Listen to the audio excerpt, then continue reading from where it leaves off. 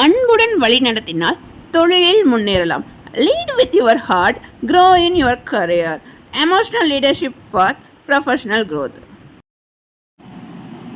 வணக்கம், நான் சௌமியா. தலைமைத்துவம், அதாவது தலைமை பண்பு தொடர்பாக ஒரு தலைமை பொறுப்பில் இருக்கக்கூடிய ஒரு நபர் தன் உணர்வுகளுடன் மற்ற நபர்கள், அதாவது அந்த குழுவில் செயல்படக்கூடிய இதர உறுப்பினர்கள், இதர அங்கமாக இருக்கக்கூடிய நபர்கள் அனைவரையும் கருத்தில் கொண்டு குறிப்பாக உணர்வுசார் நுண்ணறிவை பயன்படுத்த வேண்டும். அந்த உணர்வுசார் நுண்ணறிவின் அடிப்படையில் தன் உணர்வுகள், மற்ற நபர்களுடைய உணர்வுகள், இதை எல்லாத்தையுமே அடிப்படையாக கொண்டு அவர்கள் ஏதேனும் தவறை இழைக்கும் தருணத்தில் அவர்கள் எதனால் அந்த தவறை இழைத்தனர் என்பதை அதை சரி செய்யக்கூடிய ஒரு அடிப்படை விஷயத்தை ஏற்படுத்தி கொடுக்கணும். அந்த சரி செய்யக்கூடிய தன்மையை அவர்களால் ஒரு விஷயத்தை முடியும் அப்படிங்கிற ஒரு விஷயத்தை ஏற்படுத்தணும். அதற்கு அவர்களுக்கு ஊக்கம் அளிக்கணும். அதே நேரத்தில் அவர்களுக்கு ஏதேனும் ஒரு பிரச்சனை இருக்கும் பட்சத்தில் அதற்கு பரிவு என்ற நிலை இருக்கும். அந்த இடத்துல இரக்கம் தேவைப்படும். அப்போ அந்த உடன் இருக்கக்கூடிய அந்த குழுவில் இருக்கக்கூடிய அந்த இதர உறுப்பினர்கள், அந்த நபர்களுக்கு அப்பொழுது அந்த தலைமை பொறுப்பில் இருக்கக்கூடிய நபரின் மீது ஒரு நம்பிக்கை ஏற்படும். அந்த நம்பிக்கை அவர்களுக்கு இயல்பாகவே அந்த இலக்கை நோக்கி அடுத்தடுத்த கட்ட நகர்வை மேற்கொள்வதற்கு ஏதுவான சூழலை ஏற்படுத்தி கொடுக்க முடியும். இதற்கு அந்த தலைமை பொறுப்பில் இருக்கக்கூடிய நபர் அந்த உணர்வுசார் நுண்ணறிவை பயன்படுத்தக்கூடிய ஒரு விஷயம். அறிவுசார் நுண்ணறிவை காட்டிலும் உணர்வுசார் நுண்ணறிவு என்பது மிக முக்கியமான ஒன்று. Emotional intelligence is more important than IQ அப்படின்னு சொல்லுவாங்க.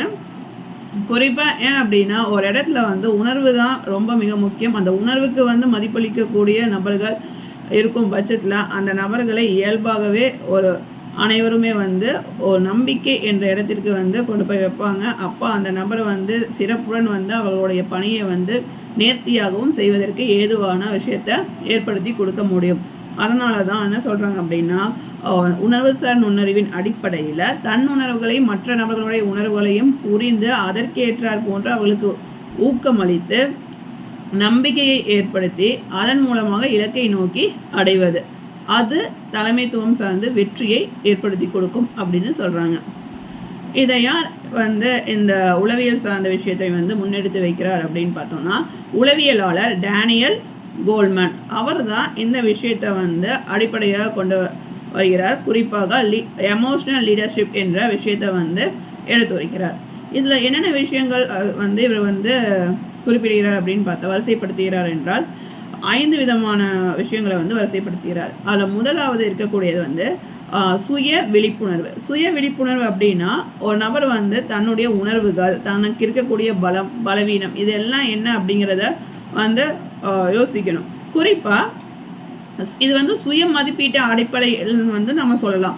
சுய மதிப்பீடு அப்படின்னா, தனக்கு அந்த நபர் என்னென்ன தெரியும், என்னவெல்லாம் தெரியாது. அப்போ நமக்கு தெரியாத விஷயத்த நம்ம கற்றுக்கொள்ளணும் அப்படின்னா நம்ம எந்த விஷயத்துலேருந்து ஆரம்பிக்கணும், அதை எப்படி அடுத்தடுத்த கட்டத்தில் வெற்றிகரமாக அதை தன்னால் கற்றுக்கொள்ள முடியும், அதற்கு என்னென்ன முயற்சிகளை மேற்கொண்டால் எப்படி அதை எளிதாக கற்றுக்கொள்ள முடியும், அதற்கான பயிற்சி நம்மளால் செய்ய முடியுமா, அதற்கான நேர காலம் இருக்கா, அப்படி நேரம் இல்லைன்னா அந்த நேரத்தை நம்ம எப்படி உருவாக்கலாம், இந்த மாதிரியான பல்வேறு கோணத்தில் யோசிக்கிறதும் ஒரு சுயமதிப்பீட்டோட அடிப்படையான ஒரு விஷயம்தான்.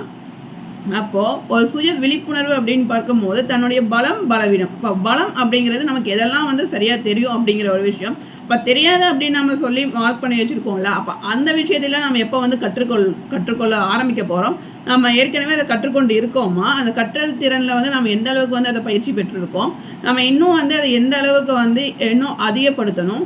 அப்போ அதிகப்படுத்தணும் அப்படின்னா நம்மளால் அந்த விஷயத்தை வேகமாக செய்ய முடியுமா, நம்முடைய திறனை இன்னும் அதிகரிப்பதற்கு நம்ம என்னென்னவெல்லாம் மேற்கொள்ளணும் அப்படிங்கிற விஷயத்தை அந்த நபரே கேல்குலேட் பண்ணணும். அப்படி அவங்க செய்தால் மட்டும்தான் அந்த திறனை மதிப்பிட்டால் மட்டும்தான் அவர்கள் அதற்கேற்ற ஒரு சொல்யூஷனை தேடிக்கொள்ள முடியும். அப்போ சுய விழிப்புணர்வை அந்த தலைமை பண்பில் இருக்கக்கூடிய நபர் முதல்ல தன்னுடைய உடன் இருக்கக்கூடிய நபர்களுக்கு அந்த விழிப்புணர்வை கட்டாயம் அவசியமாக ஏற்படுத்தக்கூடிய சூழல்.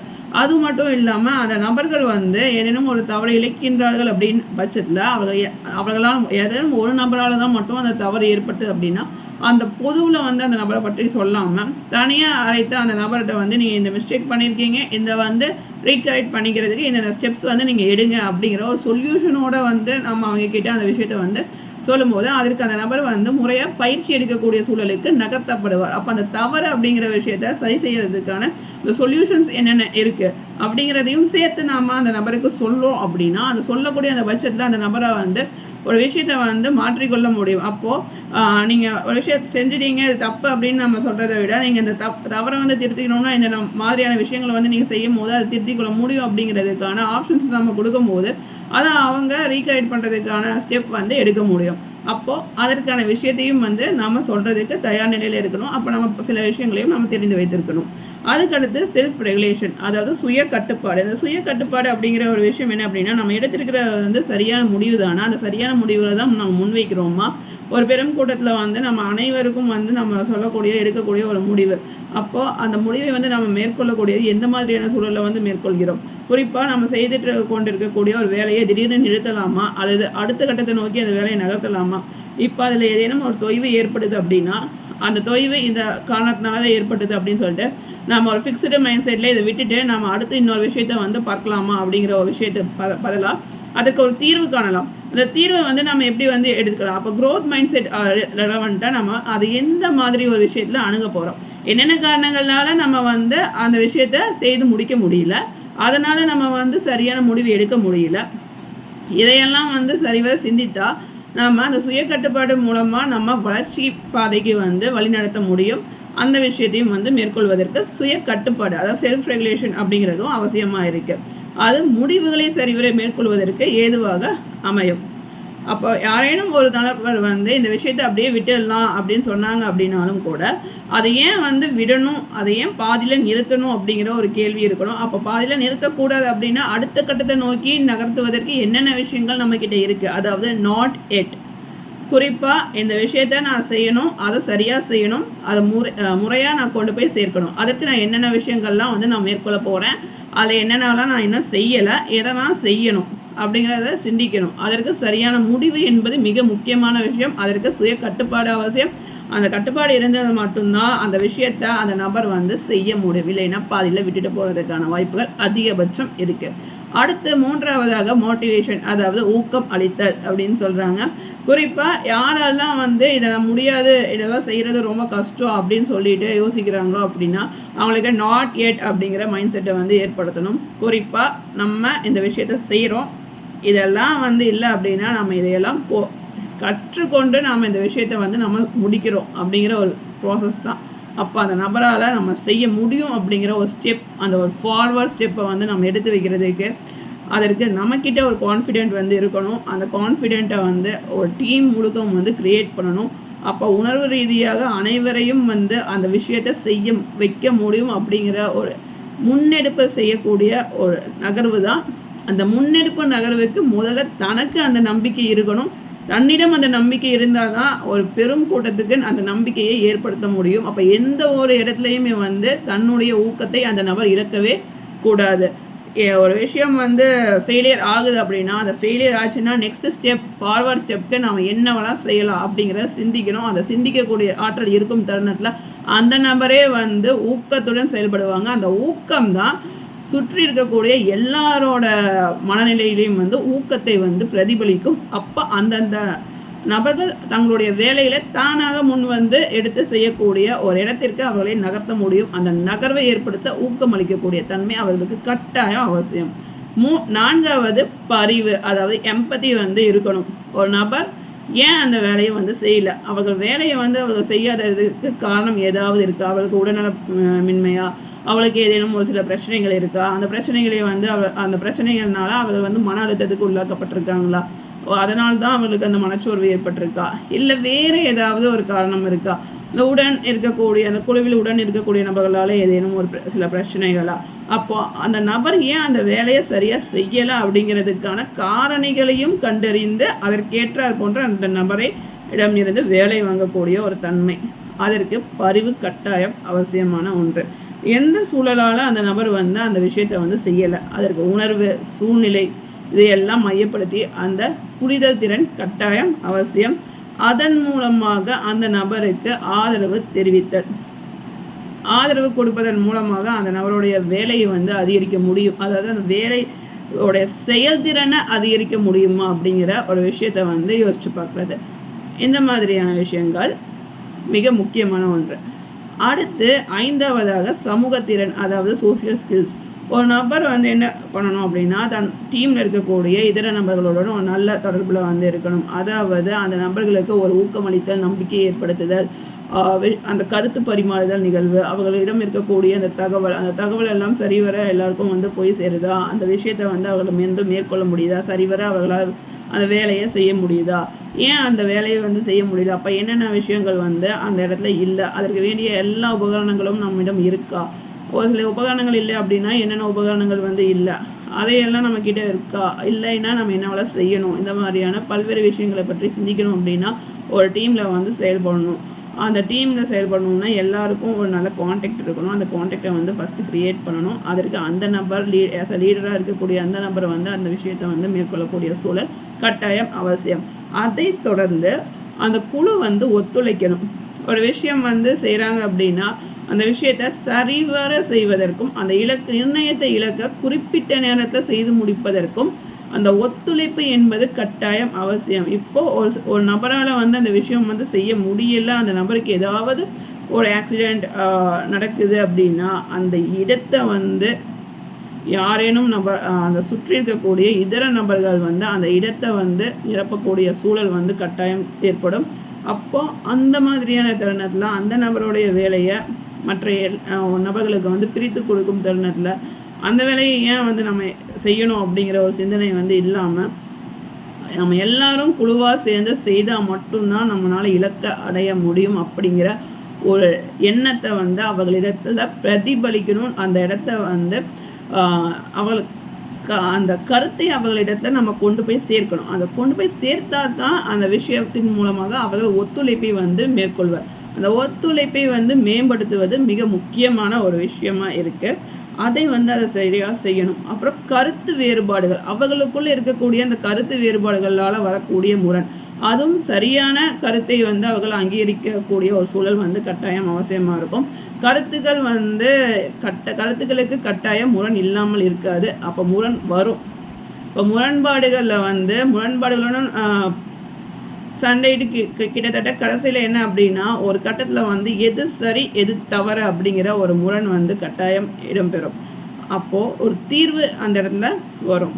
அப்போ பல்வேறு முரண்பாடுகளுக்கு நடுவில் மேற்கொள்ளக்கூடிய ஒரு விஷயம் சரிவர ஒரு இலக்கை வந்து எடுத்துகிட்டு போய் வெற்றியடைய செய்யக்கூடிய இடத்திற்கு நகர்த்தும். அப்போது பல்வேறு கருத்துக்கள் எழும். அந்த பல்வேறு கருத்துக்களில் எது வந்து சரி எது தவறு அப்படிங்கிற ஒரு விஷயத்தை வந்து முன்னிறுத்தி செய்யணும். அதில் யார் சொன்ன கருத்து ரொம்ப முக்கியமாக இருக்குது அப்படிங்கிறத ஒரு நபர் சார்ந்து வந்து இருக்காமல் தனிப்பட்ட ஒவ்வொரு நபரும் இல்லை என்னென்ன நபர் ரொம்ப முக்கியமாக அடிக்கடி கருத்துக்கள் தெரிவிக்கிறாங்க அந்த மாதிரி எதையும் பார்க்காம யாரையும் தனியாக மையப்படுத்தி பார்க்காமல் பொதுவாக அந்த கருத்து இந்த இலக்கை அடைவதற்கு சரியானதாக இருக்குமா என்ற ஒரு சிந்தனை அது அவசியமான ஒரு விஷயமா இருக்குது. அப்போது இதில் பார்க்க வேண்டியது என்ன அப்படின்னு பார்த்தோம்னா ஒரு தலைமைத்துவத்தில் இருக்கக்கூடிய ஒரு நபர் கட்டாயம் உணர்வு சார் விஷயங்களை வந்து மேற்கொள்ள வேண்டியதாக இருக்கும். அந்த உணர்வு சார்ந்த விஷயத்தில் சுய விழிப்புணர்வு, சுய கட்டுப்பாடு, ஊக்கம், பரிவு, சமூகத்திறன் இது எல்லாம் மேம்படுத்தி வைத்தால் மட்டும்தான் அந்த நபர் சரிவர தன்னுடைய குழுவை வந்து வழிநடத்த முடியும், தன்னுடைய இலக்கை குறித்த நேரத்தில் அடைய முடியும், தன் நிறுவனத்தையும் வந்து சரிவர பாதையில் அதுவும் சரிவர ஒரு வளர்ச்சி பாதைக்கு கொண்டு போய் சேர்க்க முடியும். அடுத்தடுத்து வெற்றியை நோக்கி அவர்களால் பயணிக்க முடியும். ஒரு தரமான ஒரு பொருளை வந்து அவர்கள் செய்வதற்கு ஏதுவான சூழலை வந்து அவர்கள் ஏற்படுத்தி கொள்ள முடியும். அதற்கு எல்லாம் காரணமாக இருப்பது இந்த எமோஷனல் இன்டெலிஜென்ஸ் அப்படிங்கிற ஒரு விஷயம்.